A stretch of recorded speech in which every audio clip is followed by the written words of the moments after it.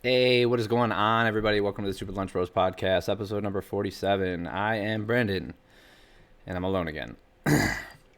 So, we just had UFC Fight Night, Bilal Muhammad versus Leon Edwards. Since we're at the top this time, make sure to like and subscribe down below. Do all the things there on YouTube. And then if you're listening to this on Spotify or wherever, we are also on YouTube and vice versa. If you're watching this on YouTube and you just want to hear the audio, we should be on Spotify and Podbean and wherever else you get your podcasts. So we just had some fights this weekend. The long-awaited return of Leon Edwards, who is currently ranked, I think he was 3 last week. I could be wrong. No, I was right. Okay. So Leon Edwards is currently ranked number 3. So there was an eye, like, we can just get right to it. So in the second round, there was an eye poke from Leon Edwards. He poked Bilal Muhammad pretty bad. Actually caught underneath his bottom eyelid and pulled it out. Like, you could see it on the replay. It was pretty bad. Bilal Muhammad was actually crying because he was in so much pain and he couldn't see out of his right eye. So they had to call the fight off. So let's talk about what we saw before that and then the consequences. Let's see what happens after. So Leon Edwards looked fantastic. He looked like he was on another level. Bilal Muhammad is very good, and he looked like he was, I would say, a step behind. He was always on the back foot, which is very unique for him. Usually he is a forward fighter. He used a lot of forward pressure. He hits very hard. He has great cardio. Well, not very hard. He hits pretty hard. He has great cardio. And he uses that to his advantage by taking his opponents kind of not off guard, but making them fight off their back foot. And Leon Edwards kind of flipped the script on him and made Bilal fight on his back foot. So he looked really good. Leon did. There was a huge head kick in the first round that rocked Bilal. I think that cut him open as well. The shin did. And Bilal Muhammad's got a great chin as well. Like, he's a tough dude, so he's not going to go out. He's not going to go out off of like one big shot like that usually, and he didn't. They made it to the second round. Edwards was still looking pretty good, and there was actually an eye poke in the first round from Edwards, and they called it. There was a stoppage, or not a stoppage, but a pause in the action. Bilal Muhammad was given a chance to recover. They went back fighting, pretty inconsequential. And then the second round, in the midst of a combo from Edwards, he reaches out with his left hand to disguise a left body kick that's coming. And in the process, he digs into Bilal's eye and pulls out. It was pretty horrific, right? It was not good. Leon Edwards apologized after the fight. Bilal Muhammad apologized after the fight because he obviously did not want this fight to end that way. It's a shitty way for a fight to end anytime when it's due to a incidental infraction, whether it be a groin kick, an illegal strike, or an eye poke, or I've never seen a fight end because of a fence grab, but whatever. This is a terrible way for Edwards to come off of to end his huge layoff. I think it was like over 600 days of not fighting. It is disappointing because I think Leon was on his way to a victory. I know it was a little bit early to tell because we did have 5 rounds, right? And we only saw one of them. Maybe his cardio wouldn't have held up over 25 minutes. We don't know. But from what I saw, he was the better fighter in there. He looked better. Bilal Muhammad stepped up on short notice to take this fight. And Bilal wants to run it back, and Leon doesn't. He doesn't seem like he wants to run it back. I understand why, because he wasn't supposed to fight him in the first place. He doesn't really gain anything by fighting someone ranked number 13. I think, ranked number 13 in Muhammad. So what happens now with Leon Edwards? Like, it was pretty much, I mean, it's kind of a done deal, really. If he got the win this weekend, then he gets the next title shot against Kamaru. But after this, I mean, you can't give him it's a no contest. So you can't give him a title shot after a no contest, especially because, he hasn't beaten anybody of consequence anyway. He beat Donald Cerrone. I think that's one of his biggest wins, really. I mean, he doesn't have a lot of marquee wins on his name, and that was a big question for me going in. I like I said, I think he looked fantastic. He looked so good, and I think he was going to win this fight. And I wouldn't mind seeing him against Kamaru. I think that would be a good matchup. He's a tough matchup for Usman because he's got good takedown defense.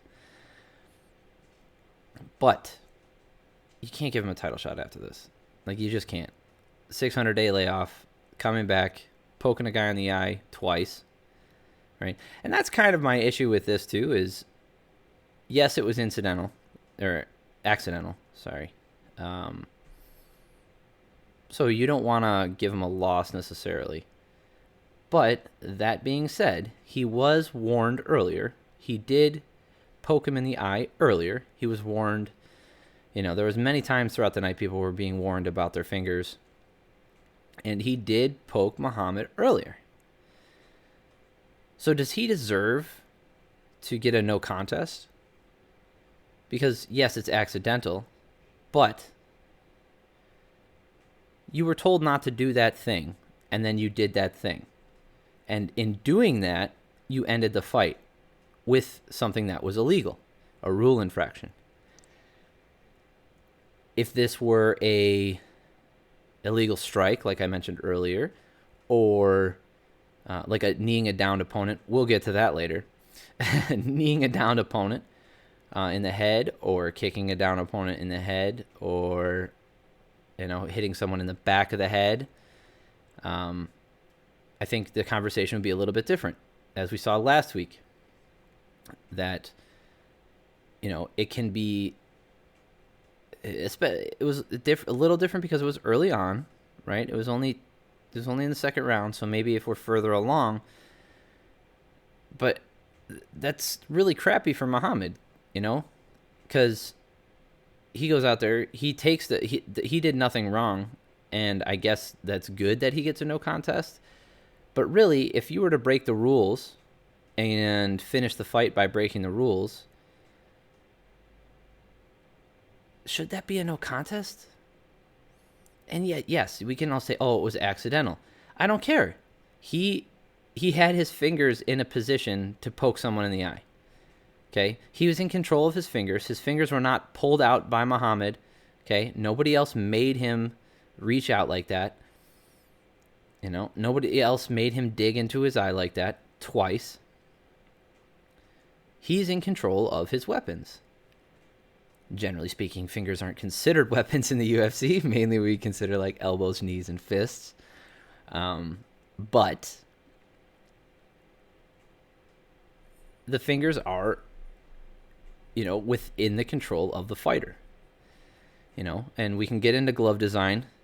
I think that's been talked to death about. I don't want to talk about it again. It's just, instead of having the gloves splaying your fingers open, I should have brought the glove over. I have one back here. But UFC gloves actually hold your hand straight like this, and you have to force them closed. So if you were to relax your hand, they naturally sit open. Whereas Pride or the new Bellator gloves naturally have a curve in them. So if you relax your hand, your finger, the end of your digits are almost like at your middle knuckle, are almost at a 90 naturally when your hand is relaxed. Therefore, if you were to reach out, you would have to splay your fingers and forcefully open them to poke someone in the eye. Do I think changing the gloves to a more closed, bent design is going to eliminate eye pokes? Absolutely not. But I think it then puts more of the onus onto that fighter, because not only are you in control of your fingers, you had to force the glove open with your hand. You had to do it. You had to force the glove open, intentionally splaying your fingers out, like I said, and then in reaching out, and if you were to like gouge or poke someone in the eye, now I think you are even more to blame. Whereas with the UFC glove, you know, some of the fighters, even though I would say they have no excuse because they've been fighting in those gloves and they should know damn well by now that that's how those gloves act. So you have to be in control of yourself, okay? If you were to wear a pair of shorts that made your leg constantly kick someone in the groin, unless you forced your leg down, I know it's a stupid example, but that's kind of what we're dealing with here. Like, if you had a pair of shorts that constantly lifted your foot up to kick someone in the groin and you had to force it down, like, unless you were surprised or given those pair of shorts like on, you know, like a day's notice, guess what? You've probably been training in them. You know how to use them, and you got to keep your leg down. It's the same with your fingers, man. I know that was a stupid example, and I probably could come up with a better one, but that's how dumb this is. You know, we're talking about grown men and women here poking each other in the eye like we're in the Three Stooges, and they're being warned for it multiple times, doing damage. I mean, I know Bisping's eye wasn't damaged by an eye poke, but plenty of fighters have had, I would say, irreparable damage done to their vision because of an illegal strike. It's not a strike, really. It's a like the breaking of the rules, a rule infraction, right? This is something that's illegal. Okay, if you were to elbow someone in the base of the skull, right where the spine meets your skull, and it would cause that person to be irreparably harmed, you know, we would be talking about, oh, this guy's a scumbag, or, you know, this guy should be fined, this guy, you know, doesn't belong in MMA. But because it's eye pokes and they happen so often, and because it's less, I guess sometimes, I mean, it's pretty immediate to me, but I guess sometimes it doesn't seem that bad. You're like, oh, you know, he got poked in the eye. That happens. Like, I think that's terrible that we're allowing something so stupid to happen, and like this weekend ending possibly a title contender fight in a no contest because a grown man poked another grown man in the eye.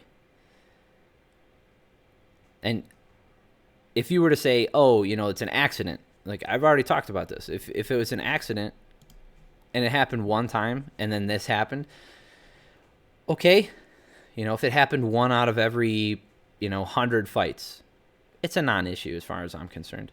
You know, with the amount of times that someone's hand is near someone's face and we only get one out of every 100 fights where there's an eye poke, I think that's a non-issue, right? Or in the midst of a fight, you know, someone's thumb goes into someone's eye because of a weird swing or a position change. You know, that can happen, right? And if it happened, like I said, very infrequently, then we can talk about, oh, well, this wasn't really that guy's fault. You know, stuff happens, accidents happen. But not only does it happen often, it happened in this fight. Earlier on in this fight, from the same fighter, he was warned, time was taken for the other fighter to recover, and then later in the fight, he does it again, and that causes the ending sequence. They wave off the fight because of that. You know, the more I talk about it, the more I'd prefer to give Bilal the win, because of something like this. Because I think you got to take a hard stance. Like, I'm sick of this crap. You know, I know punishment isn't the best teacher, right? Reward versus punishment. Obviously, rewarding people drives long-lasting behavior more effectively. There's been plenty of studies done on that. And punishments, though effective, are not nearly as effective as rewarding, or rewards, sorry. So, if there was a reward system in place that, I don't know, prevented you from breaking the rules, like, let's say, winning a bonus, getting the second half of your money, the show money being half, the winning money being the other half of your paycheck. Making weight for a fight, you get rewarded by making the money that you were supposed to. Whereas if you miss weight, you lose some of your purse. I think we can have the same thing here. An eye poke. I think we need to come down harder on these things. Groin shots affect fights. For any guy out there, like, I guarantee you every guy who's listening to this has been kicked in the groin at some point or punched in the groin at some point. It's debilitating. It's crazy. Even with a cup on, like if you played football, and you wore a cup, or you played any other sport, hockey, lacrosse, basketball. I know they don't wear cups a lot in basketball. That happens, elbows fly, knees fly, feet when people jump. I've been kicked in the nuts quite a bit, to be honest with you. Biking as a kid, lots of things. I've been hit many times, and it's debilitating. It doesn't matter how tough you are. Like, I'm not a very tough person. I know I'm not. I don't have a super high pain tolerance. I'm not cut out for being a fighter or any of those things. But it's an automatic response for any guy who gets kicked in the nuts or poked in the eye. Like, your body has built-in responses. It's the same as when you get hit in the liver really good, or knocked on the chin really good, or the back of the ear, knocking out your equilibrium, the back of the head behind the ear, sorry. These are all things that the human body does automatically. Like, there's no conscious effort that you can put forth that's going to get rid of these things. And that's why there's rules in place to stop them from some of them. And I think the rules just aren't being adhered to because, it's pretty commonplace. You get one free foul. In Leon's case, he got two. You can say, oh, well, it's a no contest, so it's not a win. A no contest it means it's nothing on his record. That's why it's a separate tick mark. Wins, losses, draws, no contest. So it doesn't even go on his record. Well, I think I've drone on long enough about this. Anyway, I think Leon looked, like I said, I thought he looked great. I thought he looked like he was going to win the fight. I think he'd be a tough test for Kamaru. I think it would be fun to see him against Kobe. I think it'd be fun to see him against Gilbert Burns. I think it'd be fun to see him against Wonder Boy. Masvidal can get it too. I don't think Masvidal deserves the credit or the, I guess, not popularity by association, but what's the word I'm looking for? He doesn't deserve to be regarded, in that upper echelon that Leon does. Leon has, again, I don't think Leon put together significant enough wins to get the ranking that he has right now. But that being said, he has done it in such an impressive way that it's okay. That's fine. Whereas Masvidal kind of like lucked into it and popularized himself enough to get a title shot and talk crap. And part of that was the beef with Leon Edwards, the 3-piece in a soda crap. Like, that's fine. I'm not mad at Masvidal for being Masvidal. Making himself popular, getting himself more money, getting himself a title shot. That's all great. And I wouldn't mind seeing Leon Edwards fight Masvidal. I think that's a fun fight. So, there's lots of fun fights out there for him to line up. I'd be excited for any one of them, except for Usman. He doesn't get a title shot after this. Shouldn't get a title shot after this. Do I think they should run it back? Probably. But, given their rankings, I wouldn't mind seeing Bilal fight someone else in the top 10, possibly the top 5. Give him someone else. And then, because he's going to take probably a little bit more time to recover, whereas Leon's probably ready to go in a couple months. Bilal might, have a medical suspension And even if he doesn't, I would rather have him sit out because he just came off of a fight. This is a short notice fight for him. So I wouldn't mind seeing him take 3-4 months off. Yeah, maybe give Bilal someone like Chiesa. I think it's a good fight for him. Or, give him Masvidal. But I know Masvidal doesn't want to do any of that stuff. Anybody who's ranked, he's looking for money fights. Anyway, crappy way to end. 2 weeks in a row. I mean, we can get to this one. It's how the main card opened. I'm going to skip around a little bit because this kind of ties into it. Eric Anders versus Stewart. So Anders got rocked early on in the fight by Darren Stewart, and it was, kind of not really back and forth. He was kind of on his back foot. Then Anders managed to really crack Stewart and pretty much finish him. The referee was stepping in periodically, being like, "Hey, make sure you're doing something. You gotta move. You gotta move." That's the fight ending sequence type of deal. And he did it multiple times. And then in one of the things, Stewart's down on the ground and Anders throws a knee. And it, and Stewart blocks it and it hits right here. The knee hits right here against, I think it was actually his forearm, right? I think it was up here. And the knee hit Stewart's forearm, but it was aiming towards his head when he was downed. What the fuck is going on? When all of a sudden did people in the UFC just forget about the goddamn rules? I know that I'm probably a little more upset about this than I should be because it doesn't affect me, right? I'm just a fan. But it's simple, stupid shit like this that drives me nuts. You have this great fight just marred by a bullcrap ending, not unlike the main event. Or last week, a title fight ended because of an illegal knee to a ground opponent. What the hell is going on? Okay, I understand that, you should be able to knee a ground opponent in the head. That's a stupid rule that the UFC has. Okay, I don't mind, pride rules where you can knee and kick a grounded opponent. I don't mind that. I think it prevents people from stalling and taking advantage of the system. But those are the rules in place, and you can't do it.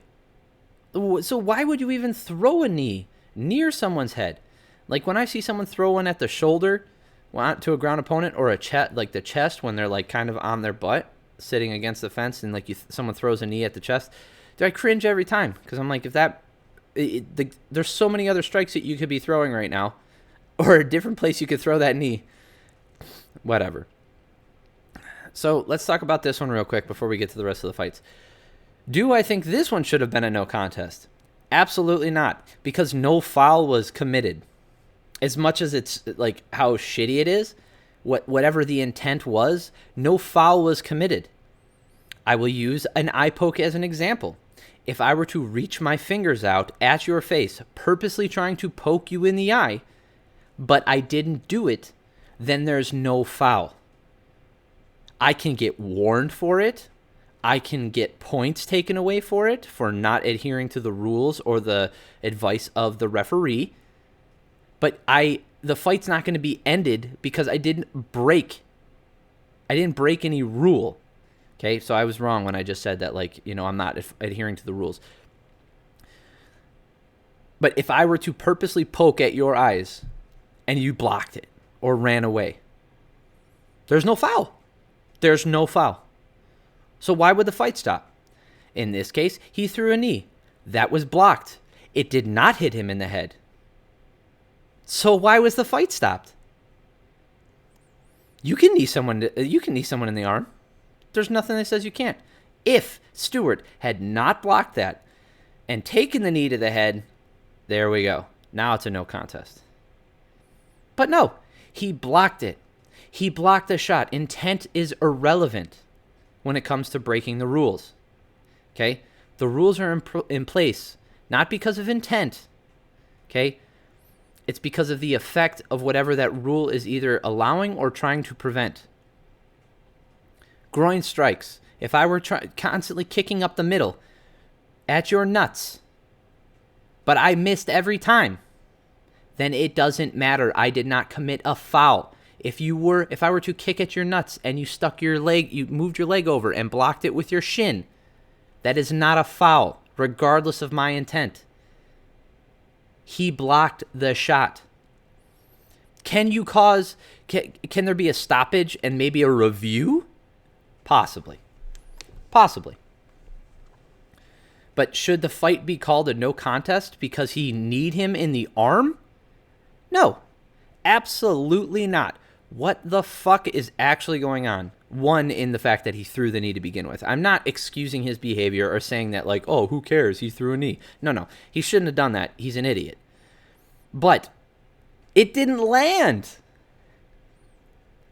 It's as effective as kneeing him from the other side of the cage.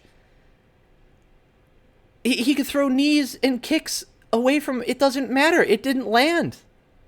Why was the fight called off? And, like, there was no mention of that either in the broadcast. All they said, like, oh, that was an illegal knee. The intent was bad, and had it landed, it would have been illegal. But it didn't land. I don't know. As far as I'm concerned, that's not it's not an illegal knee because it didn't land. Shouldn't have been a no contest. Anders is dumb for throwing that knee. Whatever. I thought Anders looked about it how he normally looks. I think he's an exciting fighter. He's fun to watch because he's got decent cardio. Decent, not great, but enough to throw fists for a round and a half. He hits very hard. He's strong. Darren Stewart, all those things I said about Anders, but he's a little bit more polished. I thought that was a fun fight. It was really fun to watch, and he threw a stupid knee and it gets called off, but it didn't land. Whatever. This weekend is just another weekend in a row with, like, stupid crap that's marring excellent fights. All right. Sorry. Okay. Hopefully ranting over. All right, co-main event. We had Misha Cirkunov versus Ryan Spann. Spann's kind of been like a journeyman for me as far as like what I've seen from him. He's not bad, but he's ranked number 13. Cirkunov was ranked number 11. Cirkunov is kind of like an up and down fighter. Ryan Spann, let's look up his record real quick because I never thought he was that impressive. Like, he has a lot of weaknesses. He's just a very athletic light heavyweight. And he managed to, knock out Cirkunov. What did he... Hold on, I wrote it. Yeah, he hit him with one big shot, and then that, like, started the sequence. Oh, that's why. Okay. Yeah, Ryan Spann. Oh, he got knocked out by Johnny Walker. Oh, maybe I've been overlooking him. He lost to Carl Roberson back in the Contender Series. He went back to LFA. He beat Nogueira, Devin Clark, Sam Alvey. Split decision against Sam Alvey. Oh, I remember that fight. That fight was bad. Knocked out by Johnny Walker, and then he knocked out Cirkunov. Maybe I've been overlooking him. And that's kind of what he said. He's like, y'all keep overlooking me, and maybe he's right. I mean, I thought he looked really good. He looks very athletic. I think he's going to be a fun light heavyweight. Just another fun light heavyweight to watch going forward. Misha just can't put it together. See, we had some featherweight fights. A featherweight fight. Dan Ige knocking out Gavin Tucker in like 20 seconds into the first round. Just hit him with a big right hand, put him down. At bantamweight. Okay, so this fight was fun. Jonathan Martinez versus Davey Grant. So in the first round, Davey Grant, who's like apparently a very good grappler and good with submissions, and he got a left hook knockout in his last fight. So apparently he's kind of fallen in love with stand-up, and he was throwing and he was bouncing on his feet and throwing weird strikes and having fun out there. He's so much fun to watch. He was a blast to watch. But Martinez has like this kick from hell, this left kick, and he was like landing the bigger shots in the first round, rocked Grant, and was like nailing Grant in the legs so hard that I'm pretty sure he either broke his foot or caused like it was crazy swelling. Grant couldn't walk after the fight. And Davey Grant's also a restaurant owner. They mentioned that on the broadcast that like he does this because he loves it. I mean, he doesn't have to. He has a very successful restaurant, so I think that's funny. But yeah, he was a really fun. He was a really fun fighter to watch. So he throws it digs a right hook to the body, and then from the back, right. So this is fighting southpaw, right. So he throws a lead right hook to the body, and then over the top with the left hook. And catches Martinez right on the chin and just puts him out. It was fantastic. So much fun to watch. And then he couldn't walk afterwards. And he's also 9 years older. He's like 37 years old. Good fight. It was. He seems like a really like down to earth kind of guy. I like stories like that. An older guy who's got his life together and is just doing this because he loves it, kind of thing, and still being very successful. All right, let's talk about Manel Kape, huh? Two fights in a row where he's disappointing. Mateus Nicolau. So Kape in the first round came out very similar to how he did in his UFC debut. Reserved, not throwing a lot of combos, kind of waiting, just not putting a lot. Not putting a lot out there, and I thought he easily lost the first round. Then Kape comes out and looks like a totally different fighter the second round. He's going forward, right? All this hype that's followed him up to the UFC finally looks like he deserves it. And then he just...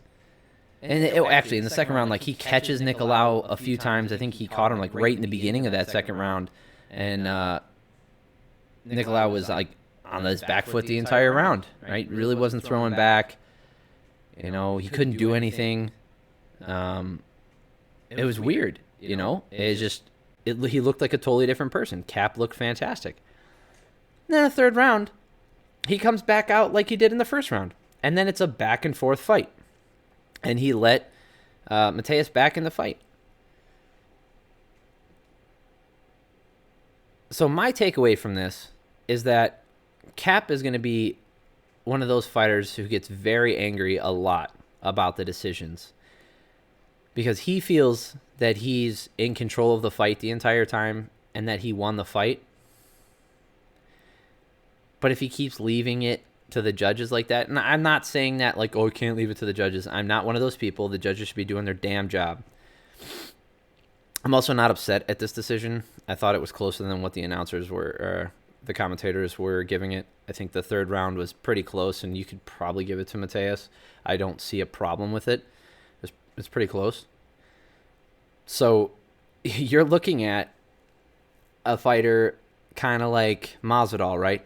Where he's in control the whole time, never really in danger, but constantly losing split decisions. Why? It's because he's not putting himself in danger, not the aggressor, and not going for the win. He's just trying to, not necessarily trying to outpoint the fighter, just outskill the other fighter the entire time, and it's just not showing enough to the judges that he won the fight. And Kape's going to be kind of that fighter if he doesn't change. Now, if he comes out in the first round of his next fight, how he did in the second round of this fight, different story. Kape looks great. Great, quick, excellent combos, precise strikes. Seems like he has good cardio. Decent takedown defense. Probably could use a little bit of work there, but it's not too bad either. And apparently he's pretty good on the ground. I mean, he seemed like he was competent down there with Nicolau. So that was cool. And if he comes out like that and can keep that up for, like, in a 3-round fight, all he has to do is keep that up for 2 rounds. That's all he has to do. First 2 rounds. Then he'll win every fight. I mean, barring a knockout or a submission, right? Nothing crazy. But like I'm saying, is if he comes out the first 2 rounds like he did the second round in this fight, comes out in the first round like that, continues it in the second round, and then in the third round plays how he does in the first round of this fight and how he fought the last fight, where he's more conservative, reserved, taking his time, looking for perfect shots, not putting himself in danger, he's going to win most of the fights by decision, but he'll win. And I don't think anybody's going to argue with me here that a win is better than a loss. So why not even go for that? Like, you don't have to knock the guy out. You don't have to submit him. If the opportunity presents itself, which, given his skill set, probably will. But from what I've seen, like, he has the ability to do that. He just has to. That's my dog. He has the ability to do it. He just has to do it early on. Like I said, first round, come out like he did the second round. Second round, keep it up. Third round, chill, coast. Look for your advantageous positions. Look for your opportunities. Capitalize on them when you can. But you can coast and get wins. I think if he can do that, he's going to be a tough matchup at flyweight for anybody. He's very, very good. That being said, if he continues like this, he's going to be upset a lot about the judges' decisions. And people are going to be on his nuts, just like they were on Masvidal's, like, oh, I can't believe they gave it. Because you're going to have differing opinions where people are like, oh, I can't believe those judges gave it to him. I can't believe the judges didn't give it to this guy. Okay? You're just going to sow dissent in the fan base. And I guess, I don't know, maybe that makes you more popular. Maybe it doesn't. But I would guess that wins, consistent winning, fighting up the ranks, getting a title shot, possibly getting knockouts and submissions gets you a little more popularity than split decision losses and complaining. Yeah. So, anyway, I think he's a great fighter. He has all the skills in the world. Just really needs to change his output in that first round. Okay. Angela Hill versus Ashley Yoder. It was the main fight on the prelims. Went exactly how I thought it was going to go. Not that I'm some Nostradamus here. I think everybody kind of knew how this one was going to go. Ashley Yoder's not very good at striking. Angela Hill's excellent at striking. This is kind of how it went. Ashley Yoder's not great at takedowns. After this fight, she's 8-7. Like, she's an okay fighter, but at strawweight against one of the best strawweights in the world, I would argue, in Angela Hill, you better have all your ducks in a row. And she didn't, and we saw what happened. She just got pretty much demolished for three straight rounds. Angela Hill deserves to be fighting in main events, definitely on main cards. I don't mind her being the featured fight on the prelims of a UFC pay-per-view, right? I would rather see that because, people are tuning in early to catch her before the pay-per-view. I don't mind that. But I don't think she should be here. She should be on the main card of a fight night. That's for damn sure. She's very, like I said, very good. Way too much already. She's awesome. She's also fun. And she's one of the, she does she's a commentator now. No, not a commentator. She's an analyst. She does analyst work for the UFC now. She speaks very well. She's cute. She has all the features. She's funny. She's fun. She has all the best features that you could ever want in a human being, let alone a female fighter in the UFC. She should be fighting on main events. She should be definitely more popular than she is. And I know she's relatively popular, especially for a strawweight. Charles Jourdain versus Marcelo Rojo. Fun fight.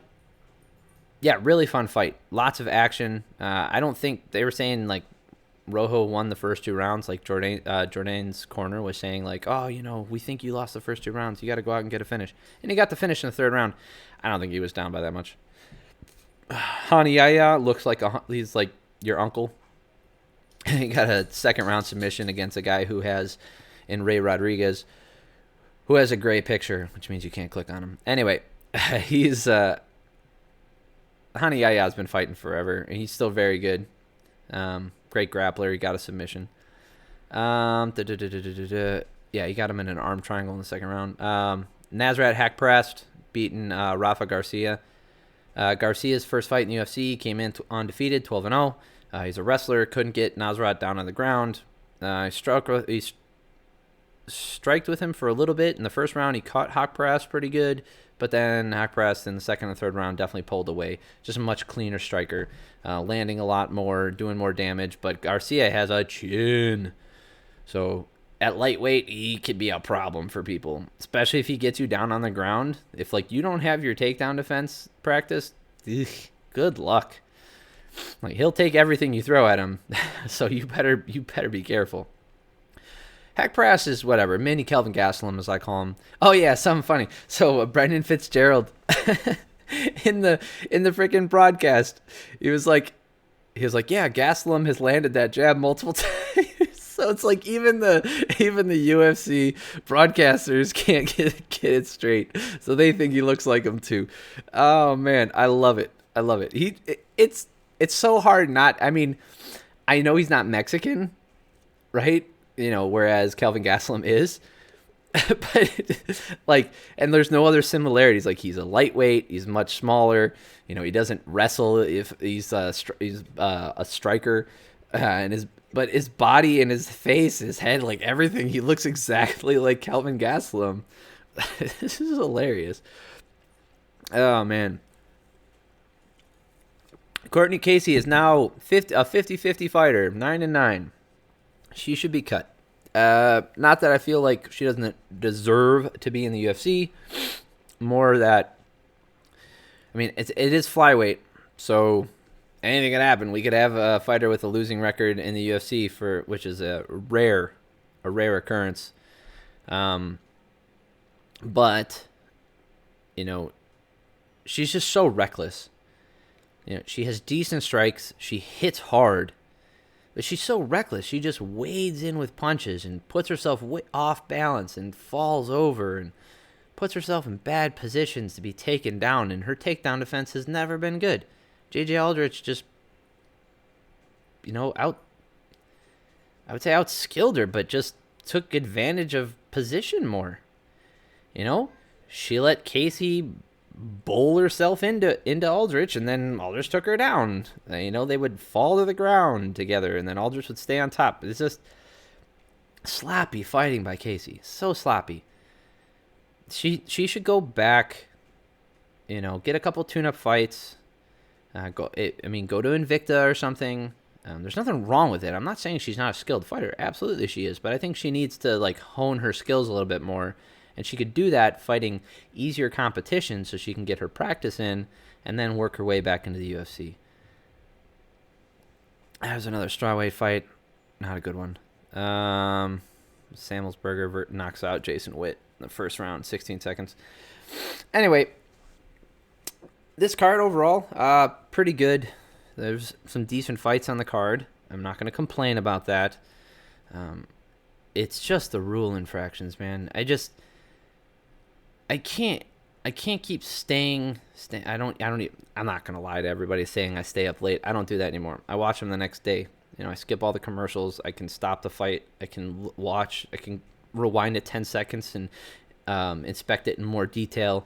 You know, I'm not so worried. I just avoid Twitter, you know, when fights are on, and then I don't have to, you know, worry about getting spoiled. And then also all my friends, they know I don't watch the fights live. Other than big events, I'll watch them live if it's a thing, like I have people over or stuff like that. But usually I'm just watching them the next day. But what I was gonna say is, you know, it takes a long time to watch these fights. It's not a job. I enjoy watching them. This is fun for me. It's just, it's such a letdown. You know, you get invested in these fights. You get invested in the fighters. You get invested in the UFC, and then to have things end with bullshit infractions. You get things end with just idiotic mistakes. And not in a way where, like, you forgot to put your hand up and you get knocked out. Like, that's fighting. That can happen. It's just eye pokes, groin strikes, kneeing ground opponents. You know? Referees stopping fights before they should. What? Like, it just takes me completely. I talked about this a couple weeks ago. It just takes me completely out of the mood. It takes me completely out of the fight. It's like I thought the card was really good. Not really good. Pretty good. There's good fights on the card. You know, some divisional implications for some fighters, especially Ryan Spann. Congratulations to him. I think he's going to need to step up an opponent in a difficulty of opponent. He could be fighting for a title in another fight or 2 fights. That's how the light heavyweight division works right now. So there's just something about it, you know, when a fight ends like that. I don't know if that's just me. It just puts a real stink on the card. It's weird, you know, or like, because I'm not one of those people. If the main event of a card is lackluster or boring, you know, a wrestle hug fest, you know, really tentative striking fest, something like that. You know, a Yoel Romero versus Israel Adesanya type of deal. I'm not one of those people who sees that and is like, oh, that card was garbage. Because there's lots of other fights on the card and good things can happen. It's more like when big fights don't have a satisfying end. You know, you have all this build-up, all of this talk, all of these possibilities that are supposed to happen after the fight. And then all of it just comes crashing down and doesn't happen. I don't know. Congratulations to Angela Hill for getting the win. She's got to put a couple wins together. She should be fighting for a title. Ryan Spann, excellent. Dan Ige, looking good again. Davey Grant, so much fun to watch. Nicolau, it is what it is. Eric Anders, get your shit together. That's it for this card. All right.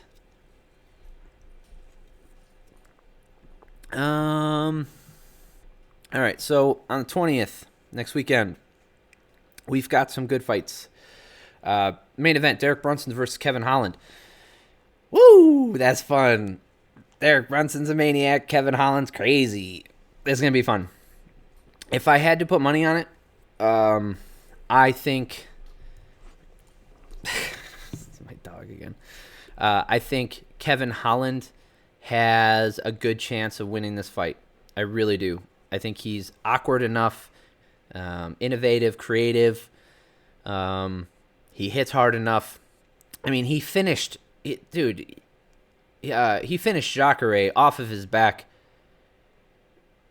with hammer fist from his back. Come on. Or no, not hammer fist. No, that was someone else. He was punching while he was on his back. He knocked out Jacare like that. Come on, man. That's so cool. So creative. And he's fun to watch. You know, he talks crap, but he's fun with it, you know. He's not a vicious shit talker. You know, he's kind of a goof. And I really like that. He's fun to watch. Derek Brunson's like, you know, a real UFC vet with good wrestling and a really powerful looping overhand right. I don't know. I think the momentum's just behind Holland right now. I've been terrible about my picks lately. I've been getting everything wrong. But I feel like Holland's kind of got this one in the bag. Yeah, if I had to put a percentage on it, I'd say probably like 70-30 Holland. You know, Brunson could catch him. Holland does have a chin. He does have a chin. But at middleweight, it's going to be a tough test for people. I think he's going to be a fun test. Like, I'm hoping Holland wins this fight and then calls like Izzy out for the title. You know, I don't know if he'll get it right away, but I think that would be a fun matchup. They're talking about like one of the best strikers in the UFC versus one of the more creative, if not the most creative guy who's still active in the UFC right now. Like, who's still using his creativity, let's say. Yeah, fun. This is a super fun fight. Let's just look at their rankings real quick just to throw it out there. Let's see. Derek Brunson is ranked 7th, and Kevin Holland's ranked number 10. So, yeah, Kevin Holland wins this fight, and maybe he has to fight Marvin Vettori or Darren Till, Jared Cannonier possibly. Paulo Costa's fighting Whitaker, so that's not going to happen. And realistically, the winner of Costa versus Whitaker is getting the next title shot. So Holland, maybe he fights Jack Hermanson.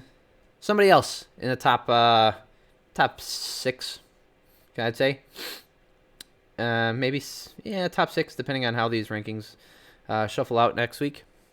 But yeah, this is so fun. This is such a fun fight. We got Gregor Gillespie coming off of his first career loss to Kevin Lee, getting that vicious head kick knockout that sucked against Brad Riddell. Brad Riddell hits very hard, but Gregor Gillespie is one of the best wrestlers in the UFC. I don't know how Gillespie recovers from that. We'll see. Gregor Gillespie was one of the guys we were talking about that was going to beat Khabib because of his wrestling ability. I don't know if we're ever going to see that. I don't think it was hype. I don't think he was a hype train that got derailed. He was beating quality opponents, and he was dominating them with wrestling. So I don't think it was a hype train. I think he just... And he looked good against Kevin Lee. He was he has more... he was faster than Kevin Lee was. He just got caught. Shit happens. I have no idea. Brad Riddell, he fights out of City Kickboxing, doesn't he? It's going to be rough. They know how to deal with wrestlers. Tai Tuivasa versus Dontel Mayers. Big heavyweights. Gonna sling it out. Tai Tuivasa is kind of... He's been so weird. He has power. He's pretty quick for a big guy. I don't know. Adrian Yanez versus Gustavo Lopez. Kenan Song, Max Payne Griffin. Yeah. All right, let's see who we got on the prelims. Marion Renew, the school teacher. Hell yeah. Fighting Macy Chiasen. Okay. Leonardo Santos fighting Grant Dawson. Montel Jackson. Yeah, that's pretty much it. We'll talk about those after the fights are over.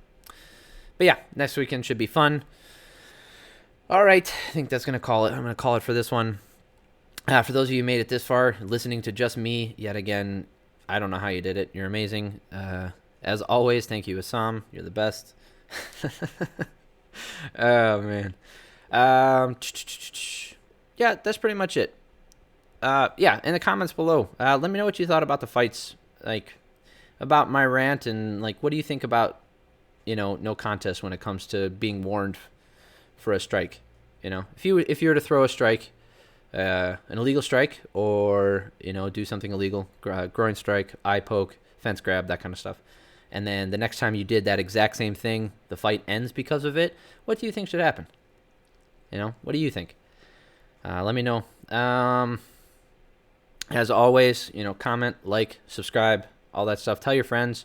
Really, it means a lot, just getting more people to listen, because then, I could do this more, I could take more time to do this. I could make more changes based off of what people like and what people don't like. I got a new setup here. I got more room, so I can, make this a little bit more professional. All right. Yep, that's it. I just want to thank everybody again for listening and being here. Yeah, my dog's been here for 15 minutes. Yeah, I hope everybody has an amazing day. You guys are all awesome. Later, everybody.